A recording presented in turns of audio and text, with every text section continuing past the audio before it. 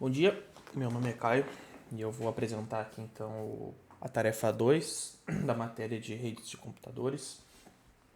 A referida se trata sobre o trabalho de conexão TCP, com a implementação de cliente-servidor multithread, né, transferência de arquivos e chat.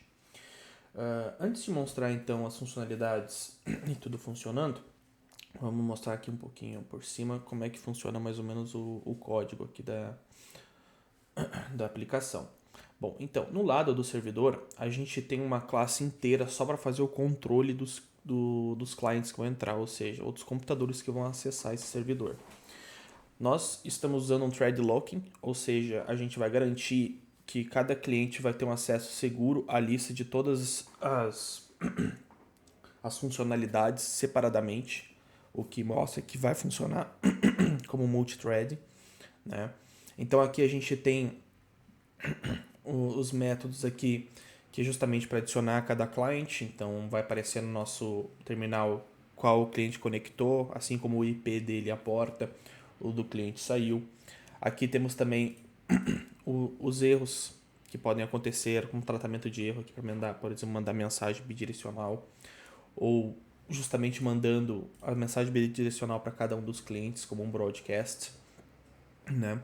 A gente tem aqui o método para lidar com cada um dos clientes, então a gente tem um while true que vai ficar rodando por trás ali, justamente para receber o socket de cada um deles TCP. A gente tem aqui os comandos também que vão ser tratados para cada um dos clientes, como get, exit e a mensagem de cada cliente também. Temos aqui tratamento de erro com cliente. Caso a gente queira acessar um IP que não existe, que é do servidor, ele vai dar uma tratativa de erro também, né?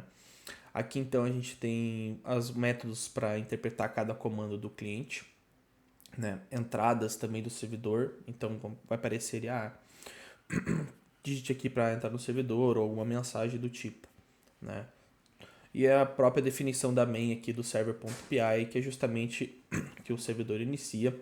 Ele vai estar esperando então a entrada desse IP aqui por padrão para poder entrar no servidor. E aqui a gente consegue mostrar o while true principal da definição da main, que é justamente o socket TCP esperando um threading diferente. Então aqui nessa parte do código a gente consegue ver justamente o multithreading, como é que vai funcionar. Aqui na parte do client, então, a gente tem justamente os métodos que vão ser da parte do client, que é para acessar o servidor. Então, a gente tem a linhas do SOC para receber cada linha do servidor. Aqui a função para receber o número exato de bytes do files que a gente vai pedir, ou um TXT, ou um .exe, ou até mesmo um PNG, que é uma imagem, a gente vai demonstrar aqui. Aqui a gente tem a thread para ficar ouvindo o servidor, então cada client que for abrindo, vamos ter threads separadas. Então vai ser tudo bem separado e otimizado para isso aqui. A gente tem um erro de servidor, que é justamente a gente tenta conectar com o servidor. Ou aqui uma hash diferente, uma tratativa, porque a gente tem um retorno da hash quando a gente pega um arquivo. E ele vai verificar se esse hash é verdadeiro ou não, senão, no caso, pode estar corrompido. A gente tem também uma thread para mandar os comandos do usuário, justamente porque vão ter vários usuários mandando mensagens diferentes, né? Então a gente tem um cliente 1 que está pedindo um TXT, um usuário lá, a gente pode pedir um outro arquivo maior, um exe. Então a gente tem que ter threads separadas também para cada um deles aqui. A gente tem aqui um método para justamente a função para conectar um servidor. Então a gente tem sockets aqui separados para cada TCP. O endereço e a porta do servidor, bem como vai aparecer lá no lado do servidor o IP e a porta de cada cliente diferente, né? A gente tem aqui prints justamente para organizar isso aqui no terminal. E aqui a própria criação das threads de cada um dos clientes. Então, se a gente vai startar um client, vai conectar, a gente já tem a criação de uma thread própria para ele aqui. O que corrobora mais ainda o projeto aqui, que tem que ser em multithread, né? Então, vamos demonstrar isso primeiramente. A gente está aqui, tem três terminais aqui.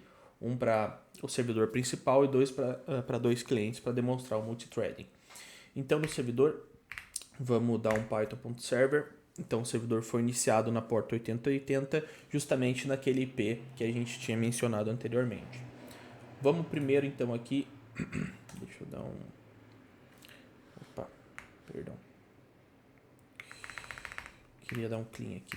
Vamos iniciar, então, o server aqui. Ué, o que deu aqui, meu Deus do céu? Ah, aqui eu já iniciei o servidor, perdão. Aqui, client. Digite, então, o IP e a porta do servidor. O IP, como eu tinha mencionado, é aquele 127.0.0.2 com a porta 8080. Beleza, então a gente tem a conexão desse client 1 com o servidor e os comandos são justamente o get, a mensagem e o próprio sair. Aqui do lado do server a gente consegue ver então que um novo cliente conectou. Vocês podem ver que o IP é diferente do próprio IP do server, bem como a porta também. Vamos aqui no client 2 e vamos também iniciar um outro cliente. Então, é a mesma porta, 127.0.0.2, a porta 8080. Foi conectado, então aqui do lado do servidor a gente consegue ver que um outro cliente também se conectou, né? Então, são dois clientes conectados.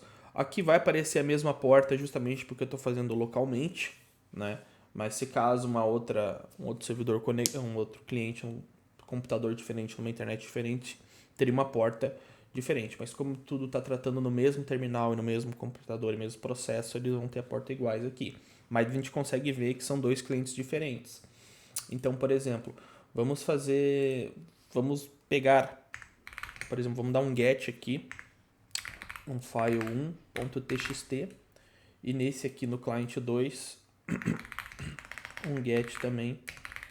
Agora um outro texto, txt, para mostrar que funciona o multithread, ou seja, temos dois clientes pedindo arquivos diferentes e é para os dois receberem os arquivos. Então vamos dar esse get aqui e nesse get aqui também. Ó, então, o que acontece? O arquivo file1 foi enviado para o cliente 1, aqui no lado do servidor, e o file 2 foi enviado para o outro cliente. O cliente 1, então, ele só recebeu esse arquivo porque o get veio dele, e o cliente 2 recebeu o file 2 porque foi o que foi solicitado. Então a gente pode ver aqui, ó, que foi criado esses dois txt, que são justamente os textos que a gente solicitou, né? Esse texto 2 aqui é maiorzinho que o outro, mas podemos ver que são iguais. Claro, a gente vai ver agora num arquivo maior que eles são iguais justamente por causa do hash, né? Então, o que a gente vai demonstrar agora também? A própria funcionalidade de mensagem bidirecional.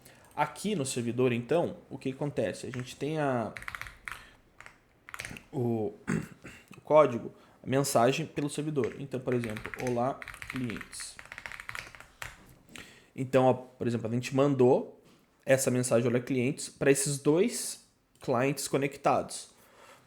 A gente pode abrir um cliente aqui, por exemplo, e ver que o servidor mandou mensagem olá clientes e mensagens do chat. Então, por exemplo, a gente tem um chat aberto aqui.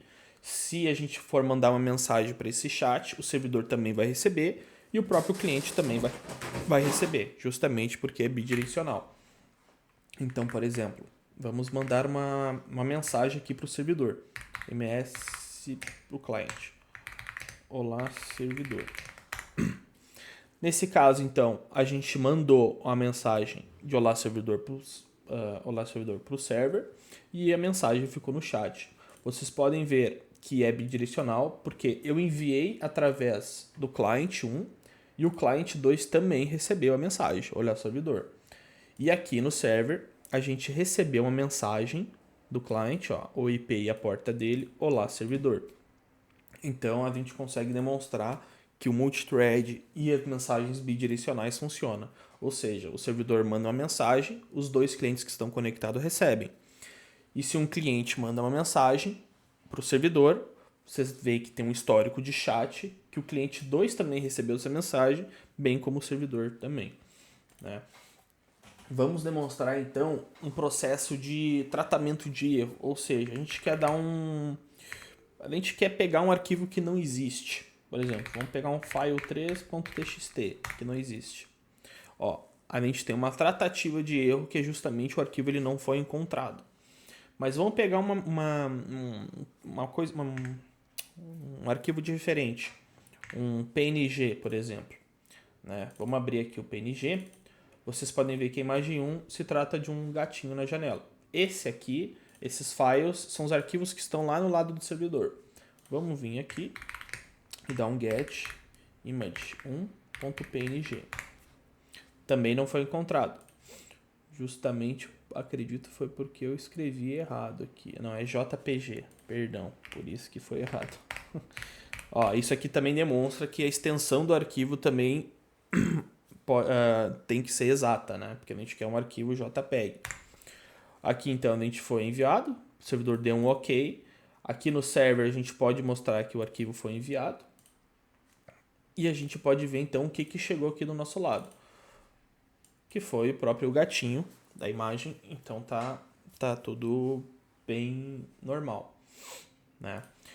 Vamos fazer um teste então agora de saída do servidor. Então vamos pegar aqui o cliente 1 que ele está bem poluído e vamos dar um sair, fechando o cliente. Então esse cliente ele saiu do servidor, ele não pode mandar mais mensagem ou dar nenhuma outra comando, justamente porque saiu. E aqui demonstra, o próprio lado do server demonstra que o cliente tal saiu da conexão. Agora vamos fazer a demonstração de um arquivo grande. O que a gente tem aqui? No lado do servidor a gente tem um exe, que é um instalador de um jogo. Que esse aqui é o famoso League of Legends, né? Então a gente tem um arquivo aqui de 73 megas do instalador dele. Antes disso, eu quero pegar a hash desse arquivo aqui. Vamos pegar aqui então. Pera aí. Eu estou aqui no CMD e eu vou lançar um comando que é justamente para pegar a hash daquele arquivo LOL ali. Então, a hash do LOL, através do CMD, a gente consegue pegar e é esse aqui. Vamos colar aqui para deixar salvo, tá? Então, aqui no lado do cliente 2, vamos dar um get lol.exe. Beleza, o arquivo LOL, o .exe, foi recebido. A gente pode ver aqui que foi recebido, mas vamos ver se realmente não teve perda de pacote, alguma coisa, verificando a hash. Então, o servidor enviou essa hash aqui. Opa, perdão, essa aqui. O servidor, então, deu um OK, que foi enviado o LOL, e a hash encontrada foi essa aqui. Agora a gente vai verificar se as hashes são iguais. A hash que a gente pegou do próprio CMD do Windows e o que o servidor passou pra gente. Vocês podem ver que os arquivos selecionados são idênticos. Então isso prova também que a conexão aqui TCP deu certo e não houve perda de pacotes também para arquivos pesados, né? Então eu acho que é isso aí. Obrigado.